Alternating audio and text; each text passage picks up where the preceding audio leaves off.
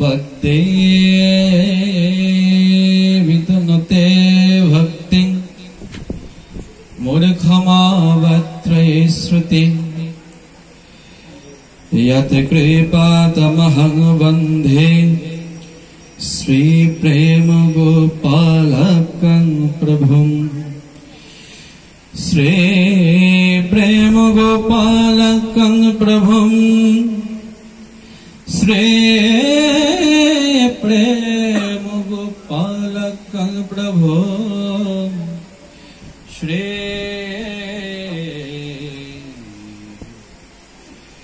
प्रेम गोपालकं प्रभु। सबाई एकसाथे बोली हरे कृष्ण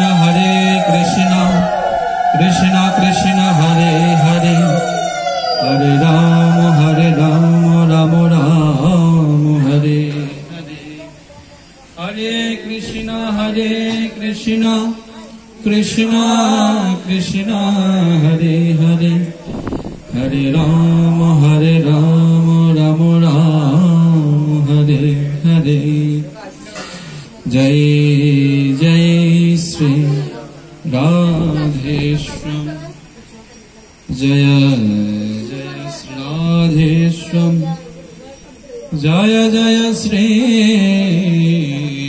राधेश्याम।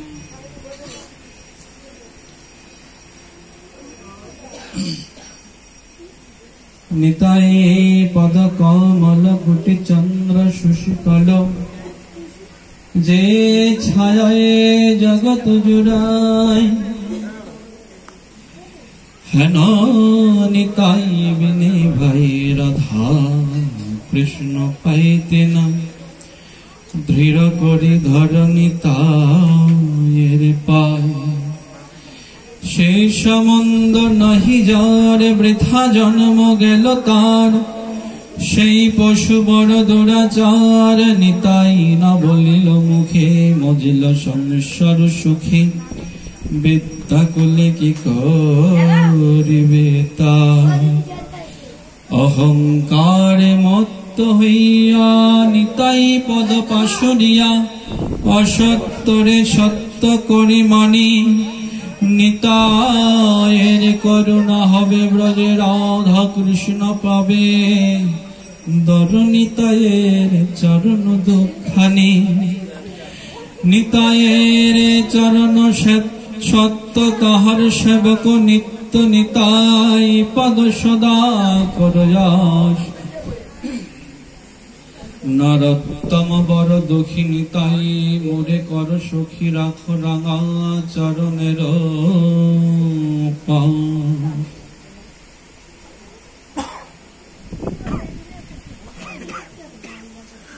জয় নিতাই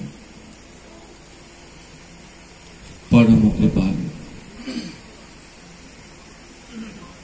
নিখিল রসিক ভক্ত বন মুকুটমণি শ্রীকৃষ্ণ চৈতন্য পার্ষদ পদরজ বিভূষিত গৌর নিত্যানন্দের কৃপা পুষ্ট আমার নিতাই চাঁদের প্রেমের মূর্তি ব্রজের সেই চম্পক মঞ্জুরি প্রেম ভক্তির মহারাজ শ্রী নরোত্তম দাস ঠাকুর মহাশয়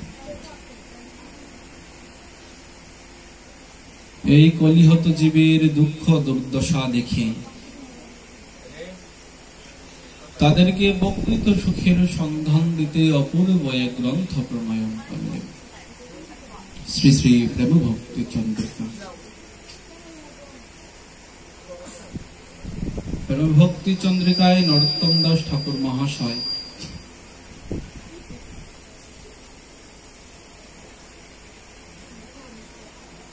ওনার শ্রী প্রার্থনাতে মনশিক্ষায় বলছেন যে নিতাই পদ কমল কোটি চন্দ্র সুশীতল যে ছায়ায় জগত জোড়ায়।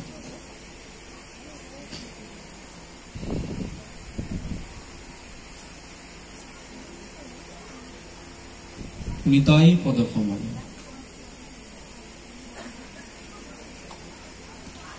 কোটি চন্দ্র সুশীতল যে ছায়ায় জগত জোড়ায়।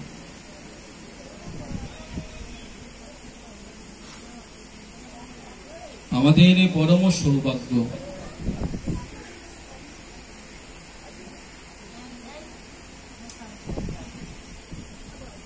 যে আজকে আমরা এখানে সবাই সমবেত হয়েছি গৌর গোবিন্দ কথামৃত আস্বাদন করার জন্য।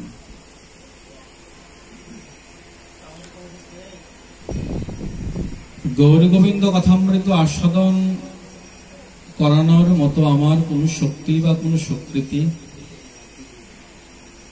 কোনটাই আমার না। তথাপি গুরুচরণ স্মরণ করে আপনাদের সম্মুখে বসা।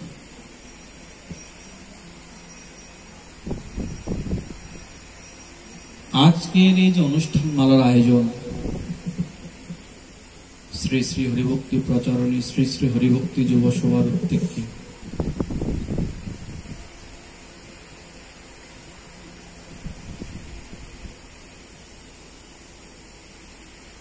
আমাদের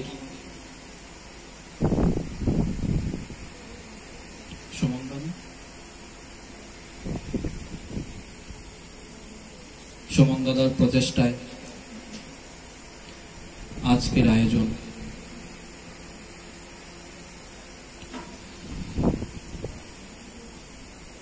বলছেন যে কলিযুগে হরিকথার বিশেষ মাহাত্ম্য।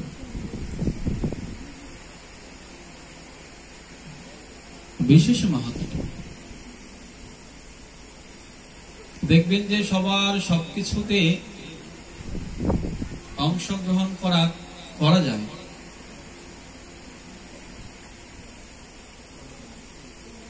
কিন্তু হরিকথাতে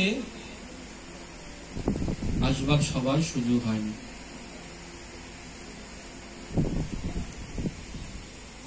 কেননা এই বস্তুটা ভীষণ দামি।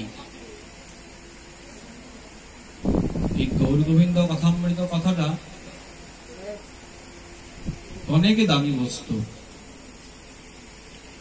সবার ভাগ্যে সেটা হয় না, সবার ভাগ্যে হয় না।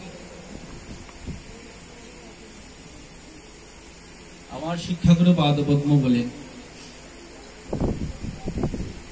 যে মনুষ্য জন্ম দুর্লভ, তার থেকে দুর্লভ হচ্ছে গিয়ে সাধু সঙ্গ।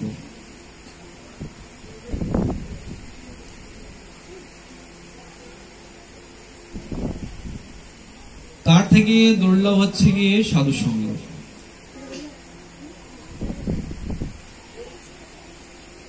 এই জন্যই বেশাবতার বৃন্দাবন দাস ঠাকুর ওনার চৈতন্য ভাগবতে বলছেন ভক্ত গোষ্ঠী সহিত গৌরাঙ্গ জয় জয়, শুনিলে চৈতন্য কথা ভক্তি লভ্য হয়। এটা দেখবেন যারা চৈতন্য ভাগবত যারা আস্বাদন করেছেন, এই কয়েকটা একটা জায়গায় না, অনেক জায়গায় বৃন্দাবন দাস ঠাকুর বলেছেন।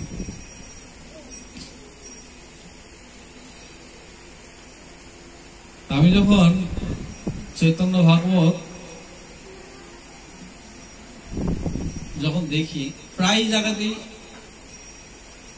ভক্ত গোষ্ঠী সহিত গৌরাঙ্গ জয় জয়, শুনিলে চৈতন্য কথা ভক্তি লভ্য হয়।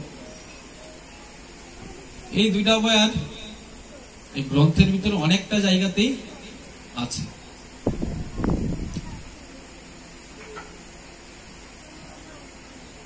প্রথম শুধু পড়েই যেতাম, খুব একটা মাথায় ঢুকতো না। একটা সময় ভাবলাম যে এই দুইটা কথা অনেকটা জায়গাতে, কয়েকটা জায়গাতে এই কথাটা কেন বললেন, এই কথার তাৎপর্য কি? ভক্ত গোষ্ঠী সহিত গৌরাঙ্গ জয় জয়, শুনিলে চৈতন্য কথা ভক্তি লভ্য হয়। দেখুন বৃন্দাবন দাস ঠাকুর এমন জায়গায় একটা ব্রেক মেরে দিয়েছেন,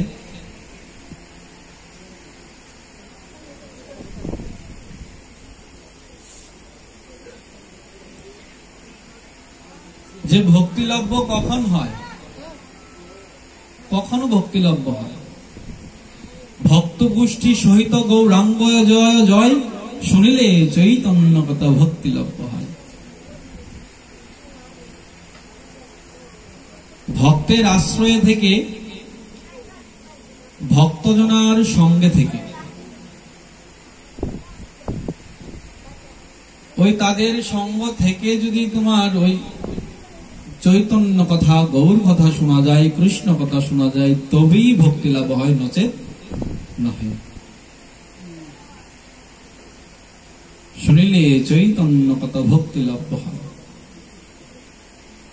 ভক্ত, ভক্ত সঙ্গে ভক্তের মুখে,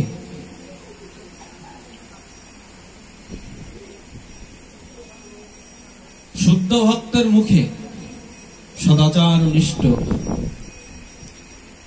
এবং আচরণশীল ভক্তির মুখে যখন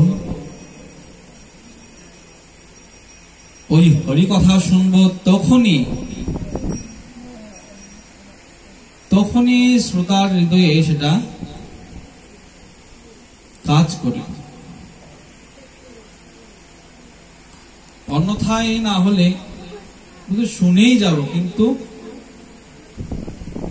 কখনো সেটা ক্রিয়াশীল হবে না। ক্রিয়াশীল হবে না, কেন হবে না? কারণ আমি যে বলছি, আমি তো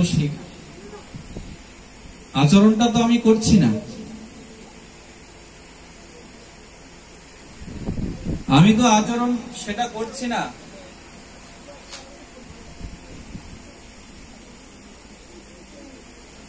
একটা ভক্তের যে কতগুলো লক্ষণ, সদাচার নিষ্ঠ, তার আহার শুদ্ধি নেই। বলছেন উনি যদি কৃষ্ণ কথা বলেন, শ্রবণ করান, বলছেন যে সেটা ক্রিয়াশীল হবে না। সর্বোচ্ছিষ্টম যথাপ্রায়,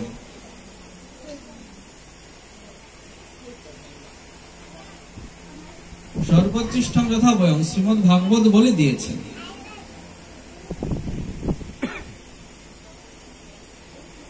বৃন্দাবন দাস ঠাকুর এটাই বলছেন যে ভক্ত গোষ্ঠী সহিত গৌরাঙ্গ জয় জয়, শুনিলে চৈতন্য কথা ভক্তি লব্ধ হয়। সদাচার ভক্তের সঙ্গে থেকে যদি কৃষ্ণ কথা শ্রবণ করা যায়, তবেই আমার হৃদয়ে ক্রিয়াশীল হবে। না হলে আমি বছর পরে শুনেই যাব,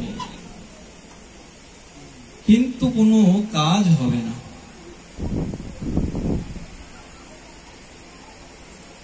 কোনো কাজ হবে না।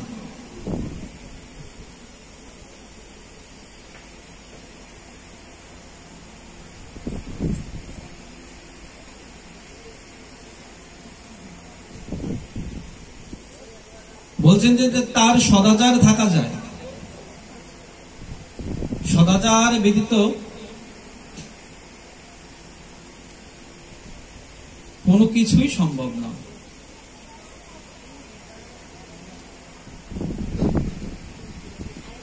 আগামীকাল ওই বিয়ে খেয়ে, পরশু বউভাত খেয়ে, এটা সেটা খেয়ে ধুম করে আমি হরিকথায় বসে গেলাম। আর আমি বসে বসে হরিকথা শোনালাম, লোকে শুনলেও বটে, কিন্তু তাদের হৃদয়ে কখনো ক্রিয়াশীল হবে না, তাদের হৃদয় পরিবর্তন হবে না। আজকাল এটা খুব দেখা যায়।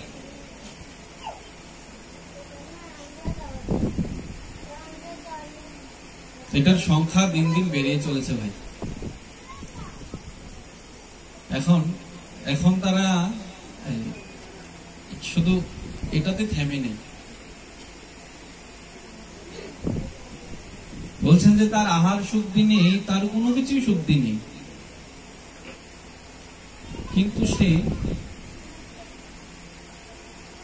মহাপ্রভুকে পর্যন্ত অন্নভোগ দিয়ে দিচ্ছেন। দুর্ভাগ্যের আর শেষ নেই। অন্নভোগ পর্যন্ত দিয়ে দিচ্ছেন। অধিকার কোথায় তোমার অন্নভোগ দেওয়া?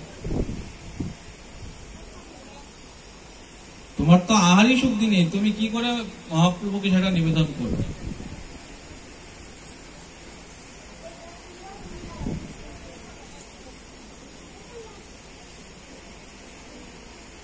আবার তাদেরকে নিয়ে মধ্যাহ্নে ভোগও লাগে।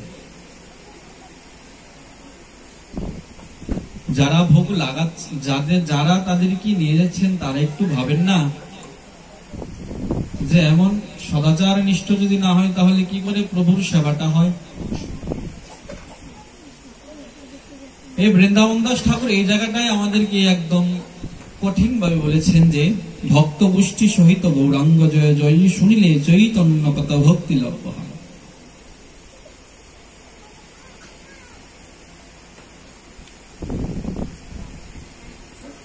আমার নিজের দেখা, সেই ছোট থেকে আমি দেখছি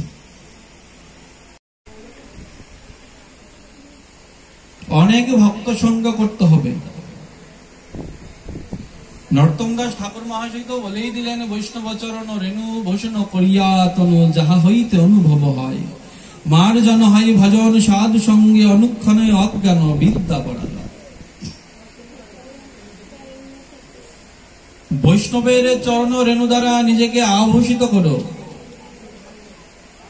তাদের পিছন পিছন তুমি গমন করো। তোমার ভজন তো হবেই হবে, যে অনুভব সেটা হবে। তোমার যে ভজনে এর যে অজ্ঞানতা, সেটা পর্যন্ত তোমার দূরে চলে যাবে, সেটা পর্যন্ত তোমার কেটে যাবে যদি তুমি সাধু সঙ্গ করো।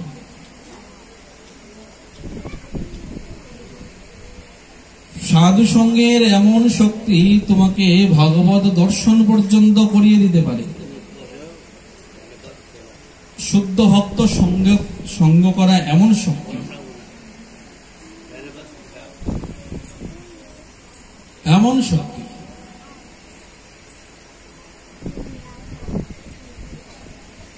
মাঝে মাঝে এমন এমন ভক্তের কথা শুনলে মনে হয় যে কি করি। 10-15 দিন আগে, 10-15 দিন আগে আমাকে একজন ভক্ত ফোন করেছেন।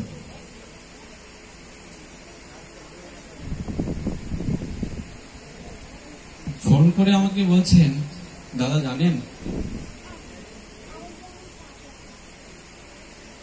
গুরু মহারাজ বলেন যে ঐকান্তিক শরণাগতি,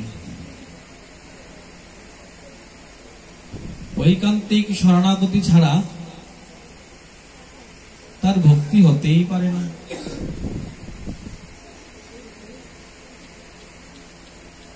আমার দাদা তো ঐকান্তিক শরণাগতি হচ্ছেই না।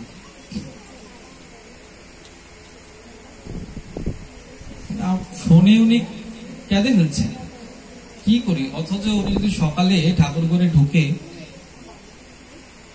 উনি সকালে ঠাকুর ঘরে ঢুকলে মধ্যাহ্ন হয়ে যায়। উনি বলতেই পারে না যে কখন এই সময়টা অতিবাহিত হয়ে গিয়েছে। সকালে ঢুকে ঠাকুর ঘরে উনি দুপুরের আগে ঠাকুর ঘর থেকে বেরোতে পারেন না। শ্রীমতীর প্রেম সভায় এমন ভাবে নিজেকে উৎসর্গ করে দেন, কোথায় যে সময় কোথায় চলে যায় উনি নিজেও বলতে পারেন না। তারপরও ওনার নাকি ঐকান্তিক শরণাগতি ভক্তি ওনার হচ্ছে না। ওই গুরু মহারাজ বলেছেন, পাঠে শোনেন ওনার গুরু মহারাজ, উনি কাঁদছেন। উনি কাঁদছেন যে আমার ঐকান্তিক ভক্তি হচ্ছে না, আমি কি করতে পারি। উনি কথা বলেন আমার সব মাথার উপর দিয়ে, আমি নিতে পারি না কথা বলে।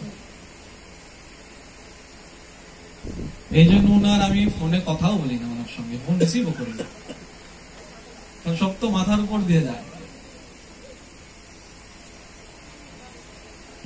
হাওমাও করে কাঁদছেন, বলছেন আমার তো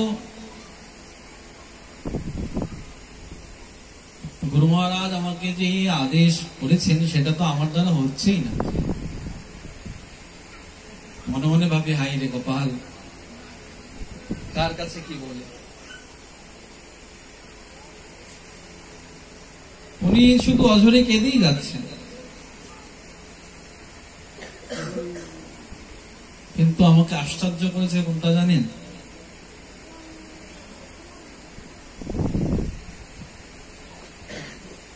আশ্চর্য করেছেন আমাকে দাদা আমার তো একটা ব্যাধি হয়েছে, বলুন।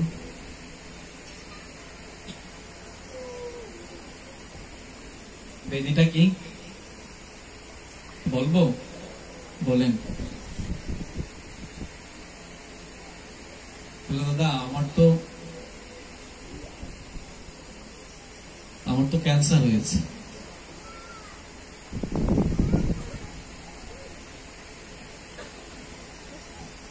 ওনার যে রোগ হয়েছে উনি কিন্তু বিন্দুমাত্র ওই রোগের কথা বলছেন, তখন কিন্তু কাঁদছেন না।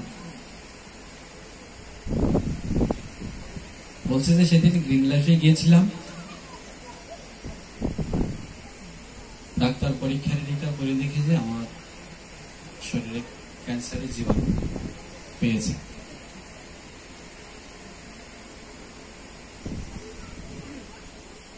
আমাকে বলছেন যে দাদা আমার যে ক্যান্সার হয়েছে আমার বিন্দুমাত্র ভিতরে কোনো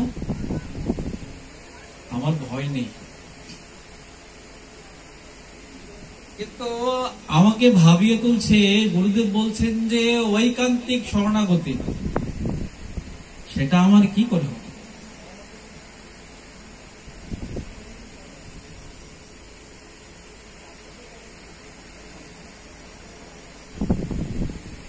কথা বলতে বলতে আমি বললাম, আপনার এত বড় একটা হয়ে গেল, আপনি আগে বুঝতে পারলেন না? আপনার শরীরে ক্যান্সার হয়ে গিয়েছে, আপনি বুঝতে পারেননি? আগে কি কখনো ডাক্তার দেখেনি? সেটা তো একদিনে হয়নি, ডাক্তার দেখিয়েছি।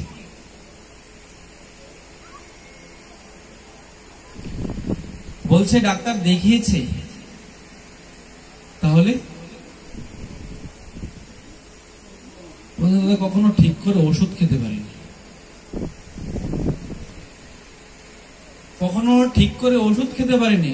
বলেন কি, ওষুধ খাননি কেন? কি করে খাই বলুন তো? সকালে ঠাকুর করে ঢুকি, সকালের ওষুধ তো চলে যায়, আমার দুপুরের ওষুধ পর্যন্ত চলে যায়।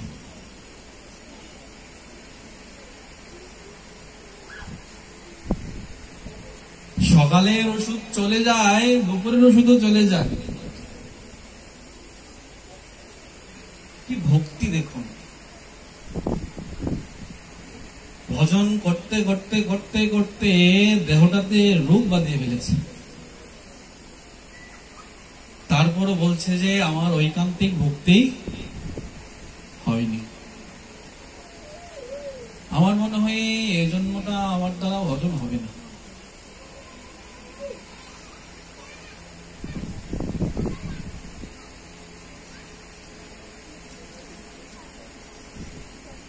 কেমন অদ্ভুত ভক্ত!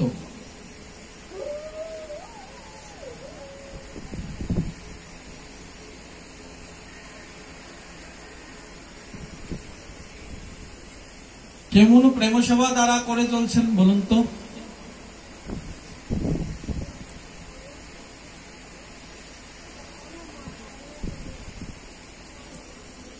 সাধারণ মানুষ আমরা যদি এমন ভক্তের কথাগুলি শুনি, তাহলে আমরা অনেকেই বলবো যে সে পাগল, অনেকেই বলবো যে সে পাগল।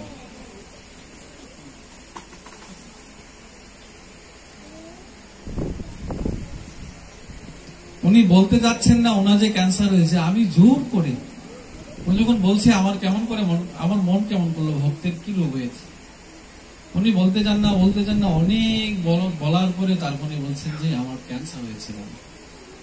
ডাক্তার বলবেন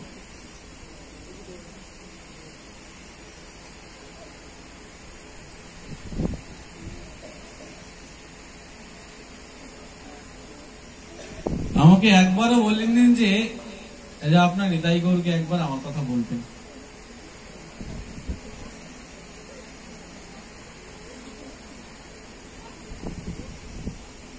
আপনার গৌরকে আমার কথা একবার বলবেন, একবার বলেন।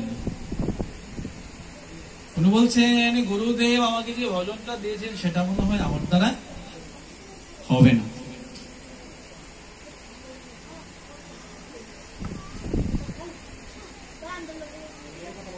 সেটা মনে হয় আমার দ্বারা হবে না।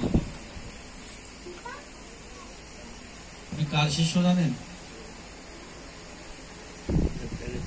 ওনার গুরুদেবেরও দুটি কিডনি নেই, প্রেমানন্দ হিত বাবা। ওনার গুরুদেবেরও দুটি কিডনি নেই, কিন্তু শ্রীমতী রাধারানী ওনাকে এখন অব্দি রেখেছেন। ভারতবর্ষের বড় বড় সেলিব্রিটিরা ওনার চরণে এসে পড়ে থাকেন। প্রেমানন্দ হিত বাবা যেমন গুরু তেমন শিষ্য। গুরু তো দেখতে হবে কেমন।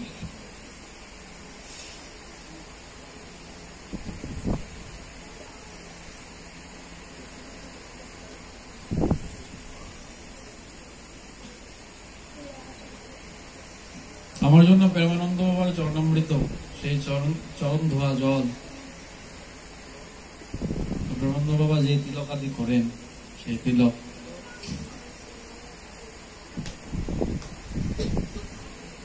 আমার জন্য সুন্দর একটা ধুতি এনেছিলেন, আমাকে দিয়েছিলেন বৃন্দাবন থেকে।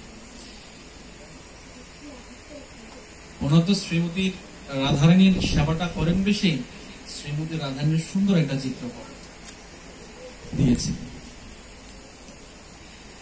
দিয়েছিলেন বৃন্দাবনের ব্রজধূলি। আমাকে বলেছিলেন যে দাদা আপনি আন্নিকে বসার সময় বসার আগে এগুলো একটু একটু করে পেয়ে বসবে ব্রজধূলি। ভক্ত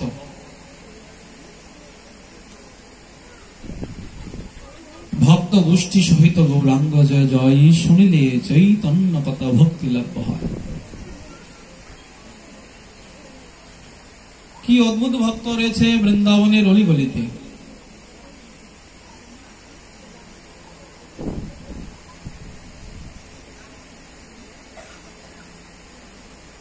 এই যে আমাদের শ্যামসুন্দর বাবা চলে গেলেন, এখন আছেন আমাদের চৈতন্য বাবা।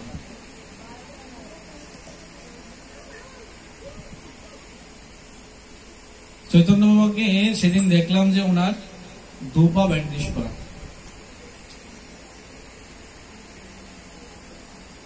মানে ব্যাধি রোগও তাদের সঙ্গে কুলিয়ে উঠে পারে না, কোনোভাবেই তাদেরকে আটকানো যায় না, ঘরে বসানো যায় না। কি অদ্ভুত। শ্যামসুন্দর বাবার ক্যান্সার হয়ে গিয়েছে খাদ্যনালীতে, তারপরেও দৌড়ে দৌড়ে গিরিরাজ পরিক্রমা।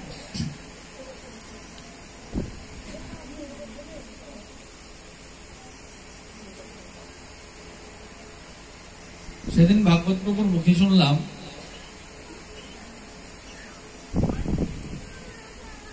যে শ্যামসুন্দর বাবা যেখানে ট্রিটমেন্ট করিয়েছেন, মানে ওনার খরচটা বহন করার জন্য বহু লোক দাঁড়িয়ে আছে, যে আমি বাবার সেবাটা আমি করতে চাই। শ্যামসুন্দর বাবা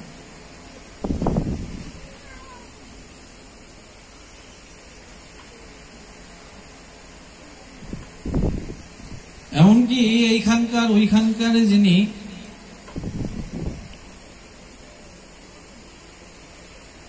মন্ত্রীরা, যিনি যে ডাক্তার দেখান, সেই মন্ত্রী ডাক্তারের সোনাকে সেই কুটিয়াতে এসে দেখে যেতেন গাড়ি করে এসে।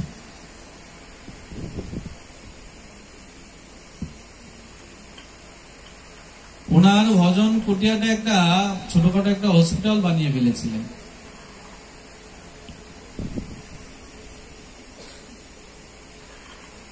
যে এত দুরারোগ্য ব্যাধি হয়েছে, মৃত্যু তাদেরকে থামিয়ে রাখতে পারে না, এই চলে যান গিরিরাজ পরিক্রমা।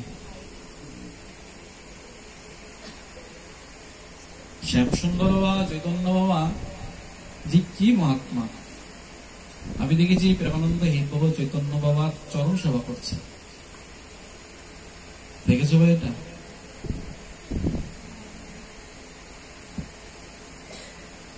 কি অদ্ভুত, এমন সিদ্ধ মহাত্মা। চৈতন্য বাবা কিন্তু নবদ্বীপের, এমনকি খুব বড় বড় সন্তান না চৈতন্য বাবা।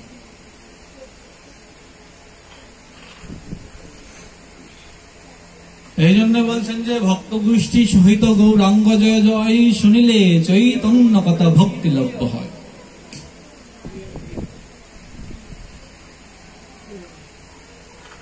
ভক্তের সঙ্গে থেকে, ভক্তের আশ্রয় থেকে কৃষ্ণ কথা শ্রবণ, তবেই হৃদয়ে ক্রিয়াশীল হবে, না হলে কখন হবে না, কখনোই হবে না। শ্রী নরোত্তম দাস ঠাকুর মহাশয় বলছেন যে নিতাই পদ কমল কোটি চন্দ্র সুশীতল, যে ছায়াই জগত জোড়ায়।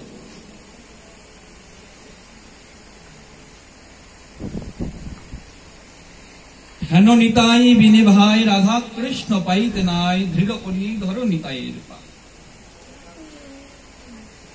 শ্রীল ঠাকুর মহাশয় এই ত্রিপুদীতে নিজের মনের প্রতি শ্রী নিত্যানন্দ পাদপদ্ম আশ্রয়ের এবং নিতাই ভজনের উপদেশ প্রদান করছেন।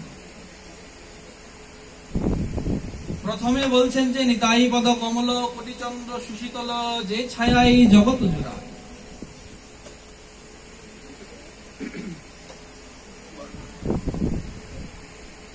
যে ছায়াই জগৎ জোড়ায়, নিতাই যাদের সেই পদতলে পুরো জগৎটা জড়িয়ে যায়।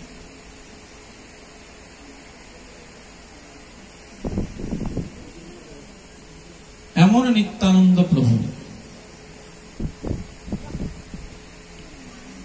এমন দয়াল শিরোমণি নিতাই চাঁদ।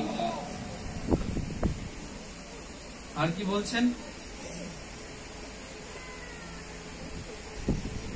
শ্রী নিতাই চাঁদের শ্রী চরণ কমল কোটি চন্দ্রের নেই সুশীতল, যার ছায়ায় বিশ্ব মানবের তিতাব জ্বালা জুড়িয়ে যায়। এইখানে নিতাই চাঁদের চরণকে কমলের সহিত দৃষ্টান্ত দিয়েছে।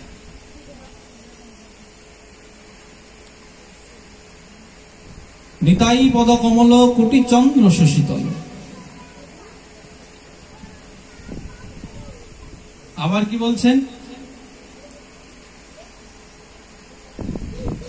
আবার বলছেন চন্দ্র, কমল চন্দ্রের নিতান্ত বিরূপ। আবার যে ছায়ায় জগৎ জোড়ায় বলিয়াছে।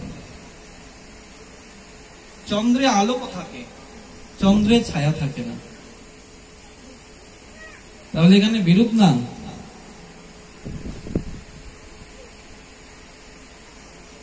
এটা বিরুদ্ধ কথা। সুতরাং প্রশ্ন জাগবে, শ্রীল ঠাকুর মহাশয় পরস্পরে বিরোধী কথা, বিরোধী উপমাগুলি যোজন করে দিচ্ছেন কেন? এখানে বলছেন বস্তুত এখানে নিতাই চরণকে যুগপৎ কমল চন্দ্র ও কল্পতরু সহিত তুলনা দিয়া শ্রীচরণের কয়েকটি বিশেষ গুণ ব্যক্ত করা হয়েছে। কমলে শীতলতা এবং তাহার মকরন্দের মাদকতা রহিয়াছে। চন্দ্রে শীতলতা ও অমৃতের সাধুতা এবং কল্পতরুতে শীতলতার সহিত সাবিষ্ট প্রদত্ত গুণ রয়েছে। শ্রী নিতাই চাঁদের শ্রী চরণাশ্রয়ে প্রেমরসের উন্মাদনে প্রমত্ত হয়ে থাকে। গৌর গোবিন্দ সবামৃতের আস্বাদন প্রাপ্ত হইয়া সাবিষ্ট প্রাপ্তিতে ধন্য হয়ে থাকে এবং আনুষঙ্গিক ভাবে তার নিখিল তাপ অর্থাৎ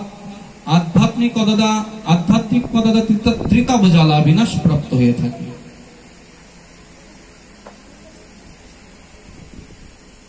নিতাই চাঁদের চরণাশ্রয় করলে যে আধ্যাত্মিক ত্রিতাপ জ্বালা সেটাও জ্বলে যায়। কোন জ্বালাই তাকে আর স্পর্শ করতে পারে না। আবার কি বলছেন যে হেন নিতাই বিনেবায় রাধা কৃষ্ণ পাইতে নাই, দৃঢ় করি ধর নিতাইয়ের পা। শ্রী নরোত্তম দাস ঠাকুর মহাশয় বলছেন যে, এখানে বলেছেন ব্যাখ্যায় বলেছেন যে নিতাই চাঁদের কৃপা ব্যতীত কখনো গৌর তো পাবেই না, আর রাধা কৃষ্ণ তো অনেক দূরের কথা।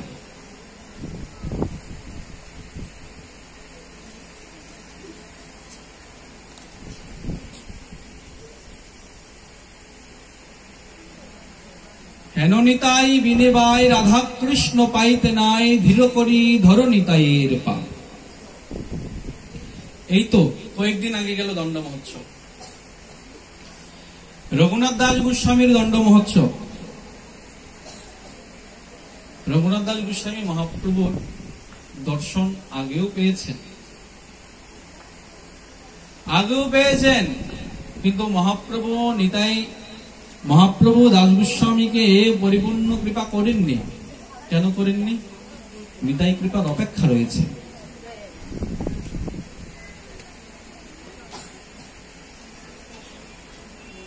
নিতাই কৃপা অপেক্ষা রয়েছে। রঘুনাথ দাস নিতাইকে কখনো দেখেনি, তখন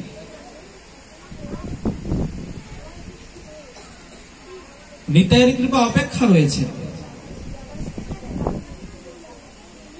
যে নিতাই যাদের কৃপা উনি পেয়েছেন, যেই নিতাই যাদের কৃপা পেয়েছেন, সেই তখনই উনার সংসার বন্ধন নাশ হয়েছে।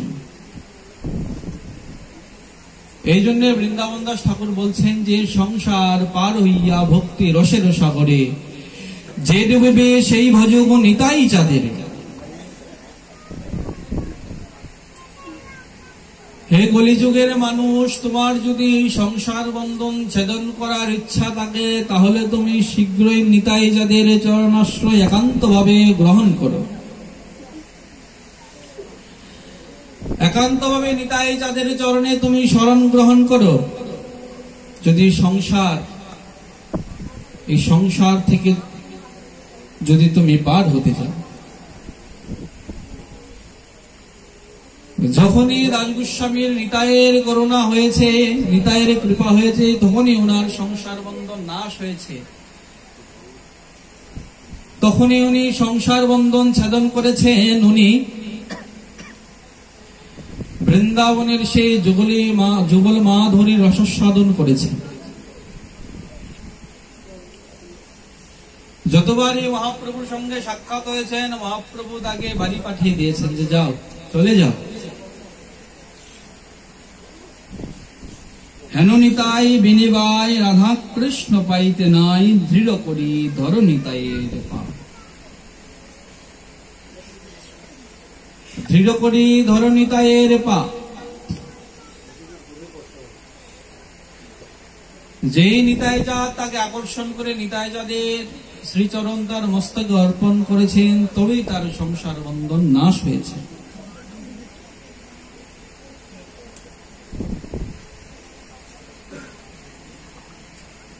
তবেই উনি প্রবল বৈরাগ্য লাভ করেছেন।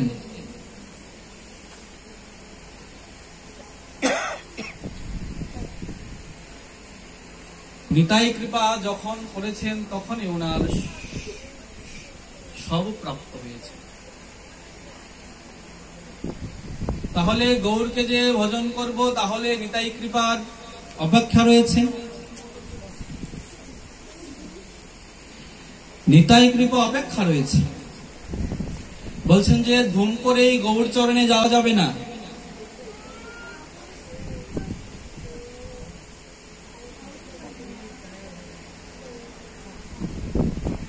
এখানে গ্রন্থে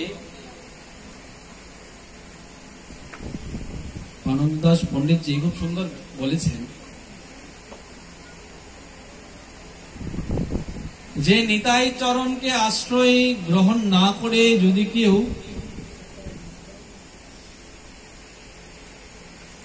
গৌর পেয়ে যায়, কৃষ্ণ পেয়ে যায়, তথাপি তার কখনো গোপী প্রেম তার আস্বাদন কদাপি সম্ভব নয়। সম্ভব নয়।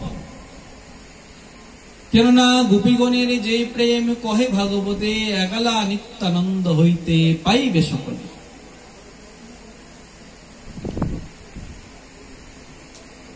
দয়াল শিরোমণি নিতাই জাত ছাড়া তোমাকে সেই গোপী প্রেম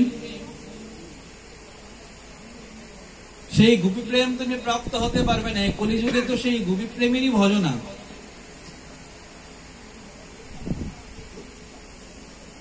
সেই গোপী দেহেই তো তোমাকে সেই যুগল মাধুরীর রস আস্বাদন করতে হবে।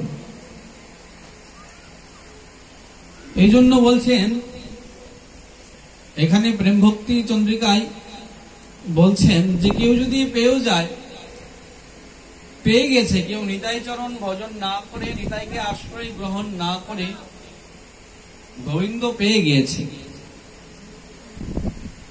তথাপি তার কখনো সেই মাধুরী, কখনো তার আস্বাদন সম্ভব নয়, কখনো সম্ভব নয়। এই জন্য কলিযুগে ওই ধুম করে গৌরচরণে যাওয়ার আগে একবার যেন নিতাই চরণে আছাড় খেয়ে পড়ে। হেন নিতাই বিনেবায় রাধা কৃষ্ণ পাইতে নাই,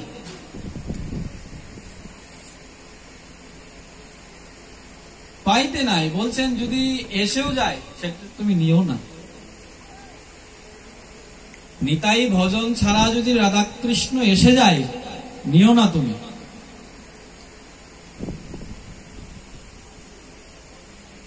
নিও না তুমি।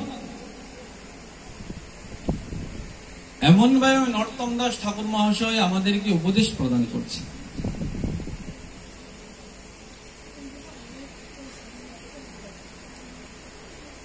এই জন্যই গুরু মহারাজ বলেন যে প্রেম ভক্তি চন্দ্রিকা আমাদের সবার বারংবার পড়া দরকার, বারংবার পড়া দরকার। কেননা এই প্রেম ভক্তি চন্দ্রিকায় এমন ভজন পরিপাটি দেওয়া হয়েছে, এটা যদি কেউ শুরু থেকে শেষ অবধি কেউ যদি এটা বুঝে শুনে, প্রথমে তো সে বুঝবে না, পড়তে পড়তে পড়তে পড়তে তারপরে তার ভিতরে ঢুকে। কেউ যদি সেটা প্রথম থেকে একদম শেষ অবধি যদি সেটা কেউ আস্বাদন করে, তার ভজন বিষয়, তার ভজন প্রণালী, ভজন এমন পরিপাটি, এমন করে ভজন করতে হয়, এটা যদি সে বুঝে শুনে আস্বাদন করে নিজে পড়ে, তাহলে তার ভিতর সেটা পরিবর্তন আসবেই।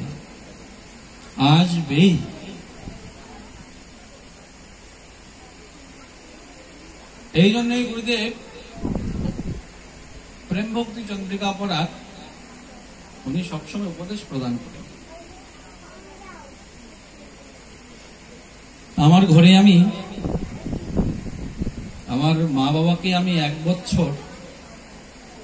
এক বছর সময় নিয়ে প্রেম ভক্তি চন্দ্রিকা পাঠ করেছিলাম। আমার 1 বছর লেগেছিল।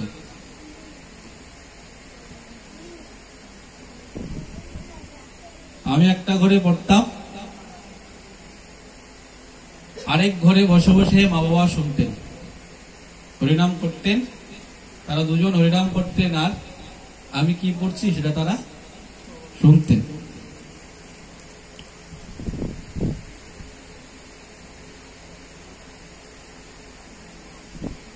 তেমন শুনতে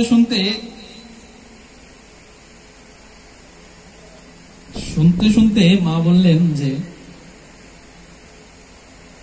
যেমন ভজন পরিপাটির কথা, তো এই যে ব্রজনিকুঞ্জের যে ভজন পরিপাটি, এগুলো তো আমরা কখনো শুনিনি, কখনো তো শুনিনি, অথচ দীর্ঘকাল ধরে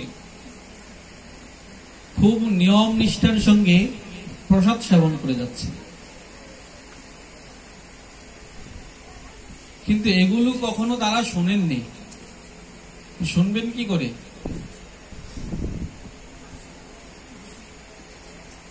গৌর গোবিন্দের ভজন পরিপাটি যে ধারা, যে পরম্পরা, সেই পরম্পরায় তো তারা ছিলেন না, সেই পরম্পরায় তো তারা ছিলেন না। পরবর্তীতে আমার আর বলতে হয়নি যে তোমরা সংস্কার হো, নিজেরা থেকে বলেছে যে আমাদের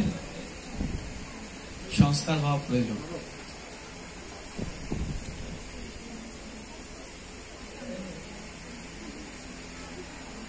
এই জন্য নরোত্তম দাস ঠাকুর মহাশয় বলছেন যে হেন নিতাই বিনিবায় রাধা কৃষ্ণ পাইতে নাই, দৃঢ় করি ধর নিতাইয়ের পাল। সেই সম্বন্ধ নাহি যার, বৃথা জন্ম গেল তার, সেই পশু বড় দুরাচার।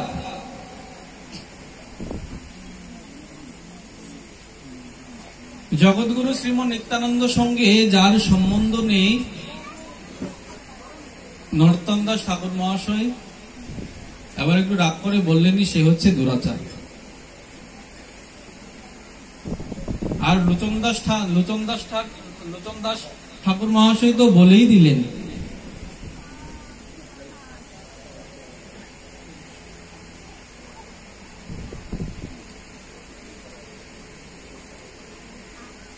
যে সেই পাপী এলো আর গেল, পাপী বলে দিলেন।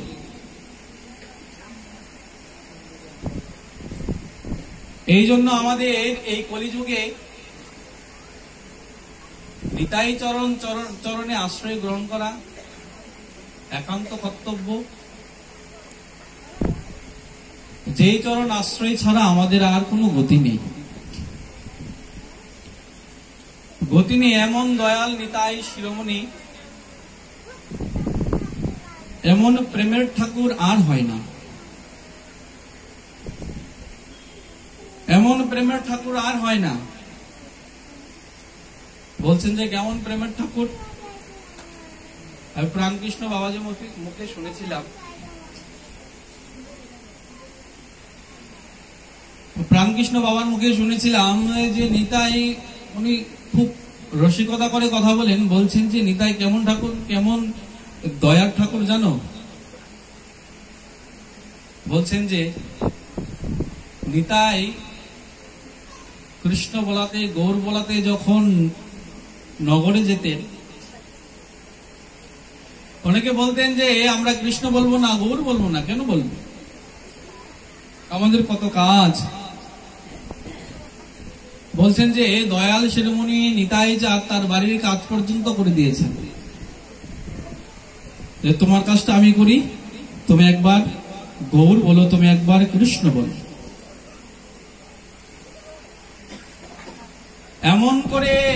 এমন করে কোনো অবতার আর বলেননি।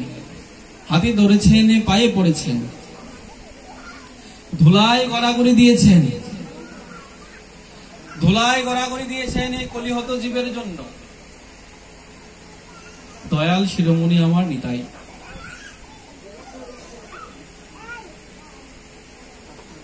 এই জন্য বলছেন যে সেই সম্বন্ধ নাহি যার, বৃথা জন্ম গেল তার, সেই পশু বড় দুরাচার। নিতাই না বলিল মুখে, মজিল সংসার সুখে, বিদ্যা কোলে কি করিবে তার। নিতাইয়ের চরণ সত্য, তাহার সেবক নিত্য, নিতাই পদ সদা করো আস। নরোত্তম বড় দুঃখী, নিতাই মোরে কর সুখী, রাখো রাঙা চরণের উপাস।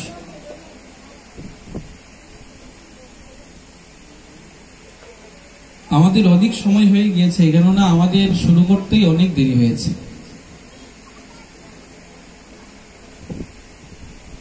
আমাদের শুরু করতে অনেক দেরি হয়ে গিয়েছে, 11টা বেজে যাচ্ছে। আবার আমাদের এখান থেকে অনেকে আবার প্রস্থান করবে, ট্রেন ধরবে।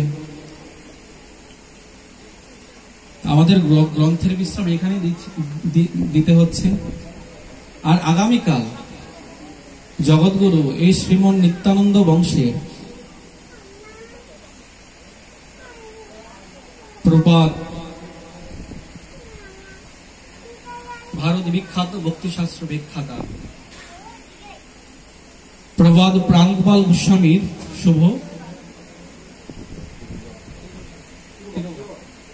শুভ তিরোভাব তিথি।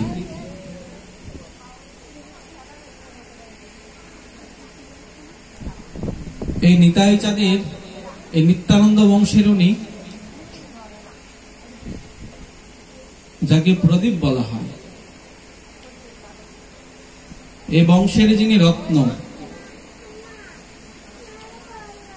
যিনি নিত্যসিদ্ধ মহাত্মা, তৎকালীন তৎকালীন সময় ছিলেন ভারত বিখ্যাত ভক্তি শাস্ত্র ব্যাখ্যাতা।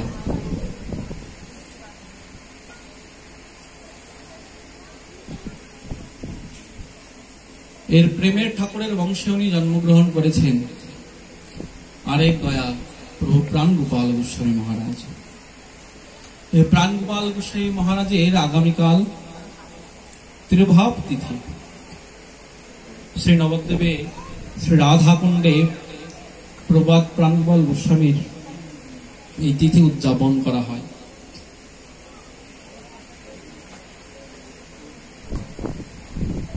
এই প্রাণ গোপাল প্রভু কেমন সিদ্ধ মহাত্মা ছিলেন একটু বলি।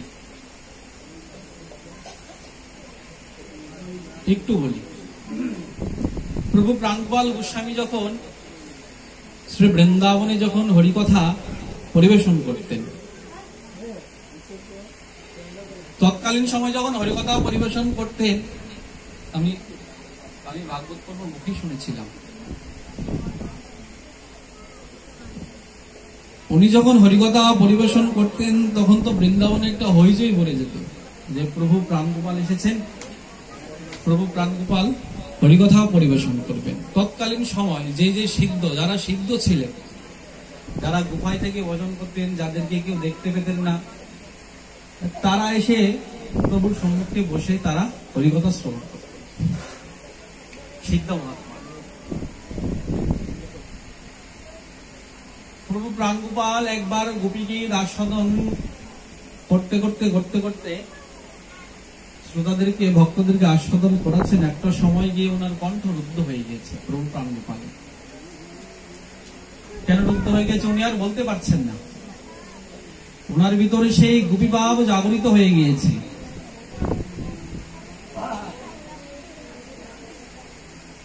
গোপীভাব জাগরিত হয়ে গিয়েছে। বুঝতে পেরেছিলেন কে? যারা সিদ্ধ বাবারা যারা সম্মুখে বসেছিলেন তারা বুঝতে পেরেছিলেন। গায়ের লোমগুলো মানে এমন ভাবে ভুলে যাচ্ছে, দেহে সাত্ত্বিক বিকার বারবার প্রকম্পিত হচ্ছে, উনি কণ্ঠরুদ্ধ হয়ে যাচ্ছে। উনি বলেছিলেন যে আমি আর, আমার অপরাধ আপনারা ক্ষমা করবেন, আমি আর পারছি না। উনি ব্যাসাসন ত্যাগ করেছিলেন, চলে গিয়েছিলেন। ভাগবত প্রভু বলছেন যে তখন কি হয়েছিল জানিস? যখন উনি ওনার কক্ষে যাচ্ছেন, একতলা থেকে দোতলে উঠেছেন, ওনার সেবক পেছন পেছন ছিলেন। প্রভু প্রাণ গোপাল, সেবক দেখছেন যে প্রভু প্রাণ গোপাল সিঁড়ি দিয়ে উঠে যাচ্ছেন। যে ওনার রুমে প্রবেশ করবেন দেখছেন যে প্রভু প্রাণ গোপাল আর প্রাণ গোপাল নেই।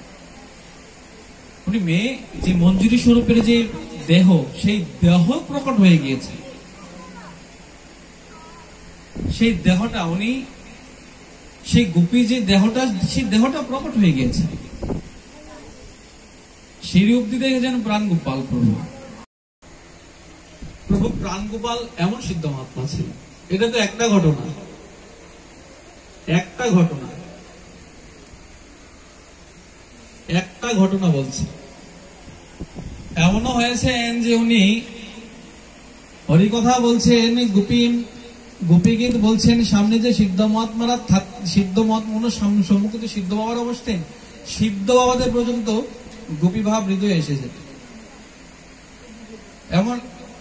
এমন একদিন হয়নি, প্রভু প্রাণ গোপাল আরো এমন হরিকথা ছেড়ে চলে গিয়েছে। তখন সিদ্ধ বাবারা বলতেন, তখন গোপী ভাবে কথা বলতেন যে সখী তুমি এই জায়গায় গিয়ে আটকে গেলে,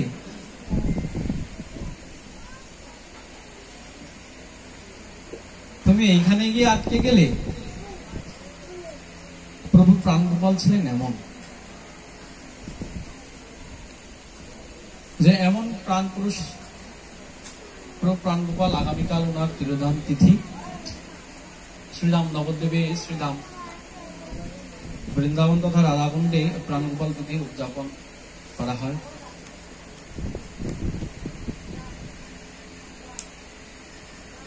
নিতাই চাঁদেরই উনি বংশ, নিতাই কোলে ওনার জন্ম।